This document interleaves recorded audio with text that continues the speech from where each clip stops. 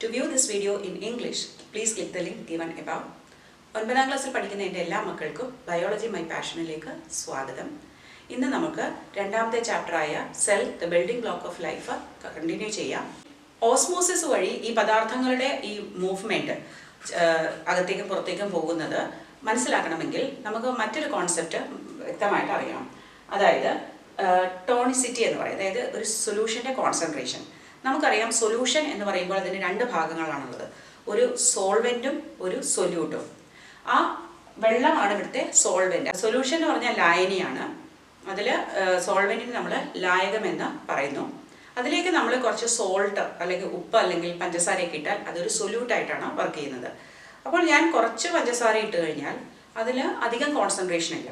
അപ്പോൾ ഞാൻ കുറേ സോൾട്ട് ഉപ്പ് ഇട്ട് കഴിഞ്ഞാലോ അത് നല്ല കോൺസെൻട്രേഷനിലായി മാറുന്നു.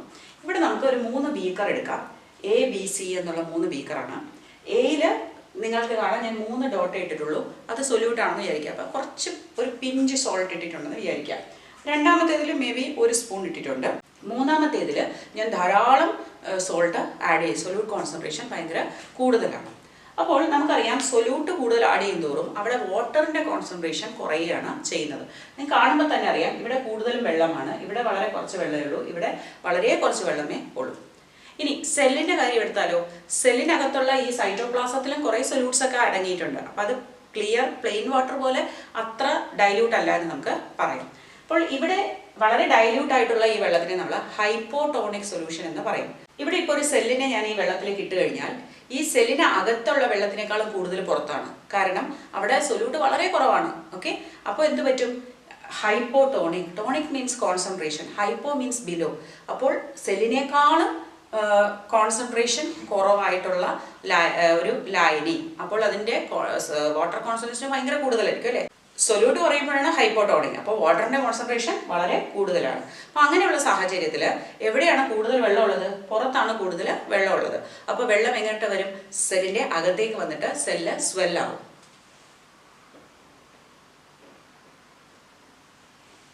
പഴയ സൈസിൽ നിന്നും സെല്ല് വലുതായി. ഇനി രണ്ടാമത്തെ കേസിലോ, ഇവിടെ ഞാനൊരു സെല്ല് ഇൻട്രൊഡ്യൂസ് ചെയ്യുകയാണ്. ഇവിടെ സെല്ലിനകത്തും സെല്ലിൻ്റെ പുറത്തും ഏതാണ്ട് ഒരേ തരത്തിലുള്ള കോൺസെൻട്രേഷൻ ആണ്. അതുകൊണ്ട് തന്നെ മൂവ്മെന്റ്സ് മൂവ് ചെയ്യുമെങ്കിലും നെറ്റ് മൂവ്മെന്റ് ഫൈനലി നോക്കിക്കഴിഞ്ഞാൽ അകത്തും പുറത്തും ഒരുപോലെയാണ്. അങ്ങനെയുള്ള സൊല്യൂഷനെ പറയുന്ന പേരാണ് ഐസോടോണിക്. ഐസോ മീൻസ് സെയിം.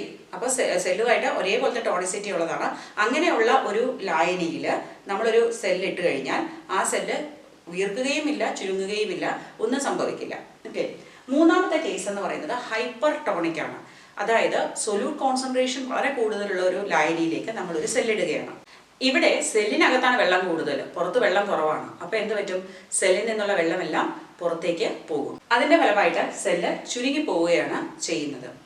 അപ്പോൾ ഈ 3 കേസിലും സംഭവിച്ചത് എന്താണ്? ഓസ്മോസിസ് ആണ്. വെള്ളത്തിൻ്റെ മൂവ്മെൻ്റ് ആണ് നമ്മൾ പറഞ്ഞത്. വെള്ളം ഹയർ കോൺസെൻട്രേഷനിൽ നിന്ന് ലോവർ കോൺസെൻട്രേഷനിലോട്ടാണ് മൂവ് ചെയ്തത്. Through a semipermeable membrane, കോശസ്ഥലത്തിലൂടെയാണ് മൂവ് ചെയ്തത്. അപ്പോൾ ഇതെല്ലാം ഓസ്മോസിസ് ആണ്. ഓക്കെ, അപ്പോൾ ഓസ്മോസിസ് ഇവിടെ സംഭവിച്ചത് അകത്തേക്കുള്ള ഓസ്മോസിസ് ആണ്. നമുക്കിതിനെ എൻഡ് ഓസ്മോസിസ് എന്ന് പറയാം. ഇവിടെ സംഭവിച്ചത് പുറത്തേക്കാണ് വെള്ളം പോയത്, എക്സ് ഓസ്മോസിസ് എന്ന് പറയാം. ഇനി നിങ്ങളുടെ ടെക്സ്റ്റ് ബുക്കിൽ ഒരു ചെറിയ ആക്ടിവിറ്റി തന്നിട്ടുണ്ട്. നിങ്ങൾ പൊട്ടറ്റോ ക്യൂബ്സ് എടുക്കുക. കട്ട് ചെയ്ത ഒരു പൊട്ടറ്റോ ഒരേ സൈസിലുള്ള 2 കഷ്ണങ്ങൾ എടുക്കുക. 2 ഗ്ലാസ്സിൽ വെള്ളം എടുത്തിട്ട് ഒന്നിൽ കുറച്ച് ഉപ്പ് അല്ലെങ്കിൽ പഞ്ചസാര ഇട്ട് കോൺസെൻട്രേറ്റഡ് ആക്കുക, മറ്റേത് പ്ലെയിൻ വാട്ടർ ആയിട്ട് വെക്കുക. ഈ പൊട്ടറ്റോയുടെ വെയിറ്റ് നോക്കുക. വെയിറ്റ് നോട്ട് ചെയ്തതിന് ശേഷം രണ്ടിനെയും നമ്മൾ ഓരോ ബീക്കറിലേക്ക് ഇടുകയാണ്.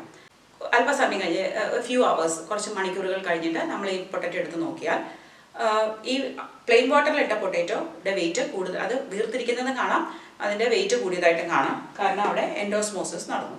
അതേസമയം ഉപ്പുവെള്ളത്തിൽ അല്ലെങ്കിൽ ഷുഗർ സൊല്യൂഷൻ ഇട്ടതോ അത് ചുരുങ്ങും, അതിൻ്റെ വെയിറ്റ് കുറയുന്നതായിട്ട് കാണാം. കാരണം അതിൻ്റെ വെള്ളം പുറത്തേക്ക് പോയി, എക്സോസ്മോസിസ് കാരണം. ഇത് നമ്മുടെ ഡെയിലി ലൈഫിൽ നമ്മൾ എക്സ്പീരിയൻസ് ചെയ്യുന്ന കാര്യം തന്നെയാണ്. നിങ്ങളുടെ അമ്മ കടലയോ അല്ലെങ്കിൽ പയറൊക്കെ വെള്ളത്തിൽ ഇടൂലേ, കുക്ക് ചെയ്യുന്നതിന് മുമ്പ് എളുപ്പത്തിന് വേണ്ടിയിട്ട്. അപ്പോൾ നമുക്കറിയാം ഇടുമ്പോൾ അത് ഷ്രിങ്ക് ചെയ്തിരിക്കുന്നതായിരിക്കും, പക്ഷെ കുറച്ച് കഴിഞ്ഞ് അതിങ്ങനെ വീർത്ത് വരുന്നത് കാണാം, ഈ വെള്ളം അകത്തേക്ക് വന്നിട്ട്. അല്ലെങ്കിൽ ഏറ്റവും നല്ല എക്സാമ്പിൾ, കുറച്ച് ഉണക്കമുന്തിരിങ്ങ എടുത്ത് നിങ്ങൾ വെള്ളത്തിൽ ഇട്ട് വെച്ചാൽ പിറ്റേ ദിവസം രാവിലെ എടുക്കുമ്പോൾ അത് നല്ല സ്മെല്ലായിട്ടിരിക്കും. അതെന്താണ്? എൻഡോസ്മോസിസ് ആണ്. നമ്മളിപ്പോൾ കണ്ടു ഈ കോശസ്ഥലം അല്ലെങ്കിൽ സെൽ മെംബ്രെയിൻ എന്ന് പറയുന്നത് യൂണിവേഴ്സലി എല്ലാ കോശത്തിനും ഉണ്ട്. അതില്ലാതെ നമുക്കൊരു കോശം എന്നൊരു കോൺസെപ്റ്റ് തന്നെ ഇല്ല. അപ്പോൾ അതിൻ്റെ നേച്ചർ അല്ലെങ്കിൽ മൂവ്മെൻ്റ് ഒക്കെ നമ്മൾ പഠിച്ചു. ഇനി അതിൻ്റെ സ്ട്രക്ചർ എന്താണ്, എന്തുകൊണ്ടാണ് അത് ഉണ്ടാക്കിയിരിക്കുന്നത് നമുക്ക് നോക്കാം. ഇതൊരു വളരെ തിന്നായിട്ടുള്ള ഒരു മെംബ്രെയിനാണ്. ഈ മെംബ്രെയിൻ്റെ തിക്നെസ് എന്ന് പറയുന്നത് 7 മുതൽ 10 നാനോമീറ്റർ ആണ്. നാനോമീറ്റർ സാധാരണ നമ്മൾ ഉപയോഗിക്കാറില്ല അല്ലേ, നമ്മൾ ഉപയോഗിക്കുന്നത് മീറ്റർ, സെൻറ്റിമീറ്റർ, മില്ലിമീറ്റർ ആണ്. നാനോമീറ്റർ എന്ന് പറയുന്നത് 1 മീറ്ററിൻ്റെ 10 ലക്ഷത്തിൽ ഒരു ഭാഗമാണ്. അതായത് 1 മീറ്ററിനെ നമ്മൾ 10 ലക്ഷമായിട്ട് കട്ട് ചെയ്താൽ അതിൽ ഒരു പീസാണ്, അത്രയ്ക്ക് ചെറിയൊരു ഭാഗമാണ് നാനോമീറ്റർ. അപ്പോൾ 1 നാനോമീറ്റർ 10⁻⁻6 എന്ന് പറയാം. 7 മുതൽ 10 നാനോമീറ്റർ മാത്രമേ ഇതിൻ്റെ തിക്നെസ് ഉള്ളൂ. ഇനി അതെന്തുകൊണ്ടാണ് ഉണ്ടാക്കിയിരിക്കുന്നത്? ലിപ്പോ പ്രോട്ടീനേഷ്യസ് മെംബ്രെയിൻ എന്നാണ് നമ്മൾ പറയാറ്. Lipo means stands for lipid. ലിപ്പിഡിനെ നമ്മൾ കൊഴുപ്പ് അല്ലെങ്കിൽ ഫാറ്റ് എന്ന് പറയാം. അതേപോലെ പ്രോട്ടീൻസ്, പ്രോട്ടീൻ അല്ലെങ്കിൽ മാംസ്യവും കൂടി ചേർന്നിട്ടാണ് ഇത് ഉണ്ടാക്കിയത്. അപ്പോൾ ലിപ്പിഡും ഉണ്ട്, പ്രോട്ടീനും ഉണ്ട്. ഇനി എങ്ങനെയാണ് ഇത് അറേഞ്ച് ചെയ്തിരിക്കുന്നത്? നമ്മളൊരു ലിപ്പിഡ് അല്ലെങ്കിൽ ഒരു ഫാറ്റ് മോളിക്യൂളിൻ്റെ സ്ട്രക്ചർ നോക്കിയാൽ അതിനൊരു ലോങ് ടെയിലും ഒരു ഹെഡും ഉണ്ട്. ഈ ഹെഡ് വാട്ടർ ലവിങ് ആണ്, അതിന് നമ്മൾ പറയുന്നത് ഹൈഡ്രോഫിലിക് എന്നാണ്. അതേസമയം ടെയിലിന് വാട്ടറിന് ഇഷ്ടമല്ല, ഹൈഡ്രോഫോബിക്. 2 ലെയർ ലിപ്പിഡ് ഉണ്ട്, അതുകൊണ്ട് നമ്മൾ ബൈലെയർ എന്ന് പറയും. 2 ലെയർ. ഈ 2 ലെയറിൻ്റെയും വെള്ളത്തിന് ഇഷ്ടമില്ലാത്ത ടെയിലിനെ അകത്തേക്കും വെച്ചിട്ടുണ്ട്, വെള്ളത്തിന് ഇഷ്ടപ്പെടുന്ന തലഭാഗം പുറത്തുമുണ്ട്. അതെന്തുകൊണ്ടാണ്? പുറത്തൊക്കെ വെള്ളം ഇല്ലേ, അപ്പോൾ നമ്മുടെ വെള്ളം ഇഷ്ടപ്പെടാത്ത ആ ടെയിൽ വെളിയിൽ ഇരുന്ന് കഴിഞ്ഞാൽ അത് വെള്ളത്തിന് റിപ്പൽ ചെയ്യും അല്ലേ, അതിനെ അകറ്റി വെക്കും. നമുക്ക് വെള്ളം വേണം, അപ്പോൾ വെള്ളം ഇഷ്ടമുള്ള ഹെഡ് പുറത്തും ടെയിൽ അകത്തേക്കും. അങ്ങനെ 2 മെംബ്രെയിനും ടെയിൽ ഇൻവേർട്സ് ആയിട്ടാണ് വെച്ചിരിക്കുന്നത്. അതാണ് ലിപ്പിഡിൻ്റെ പാർട്ട്, ലിപ്പിഡിൻ്റെ അറേഞ്ച്മെൻറ്റ്. ഇനി ഇതിൻ്റെ ഇടയ്ക്ക് പ്രോട്ടീൻസ് ഉണ്ട്. ഞാൻ ഈ ചുമന്ന കളറിൽ വരച്ചിരിക്കുന്നതാണ് പ്രോട്ടീൻസ്. ചില പ്രോട്ടീൻസ് ഇതിൻ്റെ ഈ ലിപ്പിഡിൻ്റെ ഇടയ്ക്ക് ഇൻ്റഗ്രേറ്റ് ചെയ്ത് അല്ലെങ്കിൽ അവിടെ ഇങ്ങനെ തിരികെ വെച്ചിരിക്കുകയാണ്. അല്ലാതെ ചില പ്രോട്ടീൻസ് ഇതിൻ്റെ പുറത്തുമുണ്ട്. അത് ഈ ലിപ്പിഡ് നമുക്കറിയാം, ലിപ്പിഡ് എന്ന് പറയുമ്പോൾ കൊഴുപ്പാണ്, ഫാറ്റാണ്. അങ്ങനെ പറയുമ്പോൾ തന്നെ നമ്മുടെ മനസ്സിൽ വരുന്ന എണ്ണ, ബട്ടർ, നെയ്യൊക്കെയാണ് അല്ലേ. ഇത്തിരി എണ്ണയോ ബട്ടറോ നെയ്യോ ഒക്കെ തറയിട്ടിട്ടൊന്ന് നടന്നു നോക്കൂ, നല്ല രസമായിരിക്കും അല്ലേ. നമ്മൾ അപ്പം തന്നെ സ്ലിപ്പായി വീഴും. അപ്പോൾ ഇതുപോലെ ഈ പ്രോട്ടീൻസ് ആലോചിച്ച് നോക്കൂ, ഇതിൻ്റെ ഇടയിൽ ഈ ലിപ്പിഡിൻ്റെ ഇടയിൽ ഇരിക്കുമ്പോൾ അതിന് നല്ല ഈസി ആയിട്ട് അതിൽ കൂടി മൂവ് ചെയ്യാൻ പറ്റും, ഫ്ലിപ്പ് ചെയ്യാൻ പറ്റും, അതിന് സ്ക്യൂസ് ചെയ്ത് പോകാൻ പറ്റും. അപ്പോൾ അങ്ങനെയുള്ള ഒരു മൂവ്മെൻറ്റ് അലൗഡ് ആയിട്ട് അതിനെ നമ്മൾ ഫ്ലൂയിഡ് എന്ന് വിളിക്കുന്നു. എനിത്തിങ് ദാറ്റ് ക്യാൻ ഫ്ലോ, ഒഴുകാൻ പറ്റുന്ന എന്തിനേയും നമ്മൾ ഫ്ലൂയിഡ് എന്ന് വിളിക്കും. അപ്പോൾ ഇവിടെ പ്രോട്ടീൻ ഇങ്ങനെ ഒഴുകി നടക്കാം, അതുകൊണ്ട് നമുക്ക് ഈ ഒരു ഇതിനെ ഫ്ലൂയിഡ് എന്ന് വിളിക്കാം. അതോടൊപ്പം തന്നെ ഇവിടെ ഒരു മൊസൈക്ക് പോലെ ഇങ്ങനെ സ്കാറ്റേർഡ് ആയിട്ട് നമ്മുടെ പ്രോട്ടീൻ അറേഞ്ച് ചെയ്തിരിക്കണം. നമ്മുടെ മൊസൈക്ക് ഫ്ലോർ നമുക്കറിയാം അല്ലേ, കുറേ ഇങ്ങനെ ചിപ്സ് ഇങ്ങനെ ഉണ്ട്. അപ്പോൾ അത് ഒരു മൊസൈക്ക് അപ്പിയറൻസ്, അത് സ്കാറ്റേർഡ് അപ്പിയറൻസ് ആണ്. ഇവിടെയും അത് തന്നെയാണ്, പ്രോട്ടീൻസ് ഇങ്ങനെ സ്കാറ്റേർഡ് ആയി കിടക്കുന്നുണ്ട്. അപ്പോൾ ഈ ഒരു മെംബ്രെയിനിൻ്റെ ആ ഒരു സ്ട്രക്ചറിനെ നമ്മൾ പറയുന്ന പേരാണ് ഫ്ലൂയിഡ് മൊസൈക്ക് മോഡൽ. ഇവിടെ ഫ്ലൂയിഡിറ്റിയും ഉണ്ട്, അതിനൊരു മൊസൈക്ക് അപ്പിയറൻസും ഉണ്ട്. ഫ്ലൂയിഡ് മൊസൈക്ക് മോഡൽ എന്നാണ് പറയുന്നത്. അപ്പോൾ ഫ്ലൂയിഡ് എന്ന് വിളിക്കുന്നത് പ്രോട്ടീൻ അല്ലെങ്കിൽ മോളിക്യൂൾസിൻ്റെ അകത്തുകൂടി മൂവ് ചെയ്യാനുള്ള കഴിവുണ്ട്. അതിൻ്റെ കൂടെ തന്നെ ഈ പ്രോട്ടീൻസ് ആണ് സബ്സ്റ്റൻസസിനെ നമ്മുടെ സെല്ലിനകത്തേക്ക് കൊണ്ടുവരുന്നതും പുറത്തേക്ക് വിടുന്നതും ഒക്കെ. സെലക്റ്റീവ്ലി പെർമിബിൾ നമ്മൾ പറഞ്ഞല്ലേ, അത് പ്രോട്ടീനാണ് അത് ചെയ്യുന്നത്. പിന്നെ കുറച്ച് കാർബോഹൈഡ്രേറ്റും ഈ പ്രോട്ടീനോട് അറ്റാച്ച് ചെയ്ത് കാണാറുണ്ട്. പിന്നെ മൊസൈക്ക് അപ്പിയറൻസും ഉണ്ട്. ഇനി നമ്മൾ ഒരു ലാബിലുള്ള എക്സ്പെരിമെൻ്റ് ആണ് ടെക്സ്റ്റ് ബുക്കിൽ തന്നിരിക്കുന്നത്. ഒരു റിയോ ലീഫും ഒരു ആനിമൽ ചീക്ക് സെല്ലും നമ്മൾ ഒബ്സർവ് ചെയ്യണം. റിയോ ലീഫ് ഇല്ലെങ്കിൽ നമ്മുടെ സ്കൂളിലൊക്കെ നമ്മൾ സാധാരണയായിട്ട് എടുക്കുന്നത് അണിയൻ പീലാണ്. ഉള്ളിയുടെ അകത്തെ ആ ലെയർ എടുത്തിട്ട് അത് നമ്മൾ മൈക്രോസ്കോപ്പിൽ വെച്ച് നോക്കും. സാഫ്രനിൻ സ്റ്റെയിനാണ് ഉപയോഗിക്കുന്നത്, അല്ലെങ്കിൽ അയഡിനാണ് ഉപയോഗിക്കുന്നതെങ്കിൽ നിങ്ങൾക്ക് ന്യൂക്ലിയസ് വളരെ വ്യക്തമായിട്ട് കാണാൻ കഴിയും. അവിടെ നമ്മൾ സെൽ മെംബ്രെയിൻ്റെ പുറത്തൊരു സെൽ വോളും കാണാം. അതേസമയം നമ്മുടെ ചീക്ക് സെല്ല് ഒരു ടൂത്ത് പിക്ക് വെച്ച് ചീക്ക് ഇങ്ങനെ സ്ക്രേപ്പ് ചെയ്തിട്ട് നമ്മൾ നോക്കുമ്പോൾ അവിടെ നമ്മൾ മെഥിലിൻ ബ്ലൂ ആണ് സ്റ്റെയിനായിട്ട് ഉപയോഗിക്കുന്നത്.